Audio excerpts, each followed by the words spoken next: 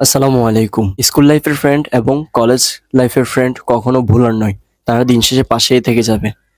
তাদের সাথে যতই আপনি ঝগড়া করেন না কেন, তাদের সাথে যতই আপনি হাঙ্গামা করেন না কেন, যতই আপনি রাগারাগি করেন না কেন, তারা দিন শেষে আপনার পাশ ছেড়ে যাবে না।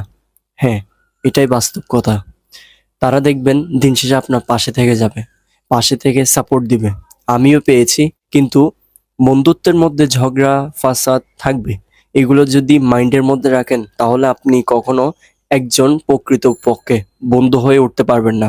প্রকৃতপক্ষে বন্ধু হচ্ছে তারাই যারা একে অপরের দোষ থাকা সত্ত্বেও একজন অপরজনকে সরি বলে, আবার মিটমাট করে, আবার বন্ধুত্বের সম্পর্কের মধ্যে জোড়া লাগাবে।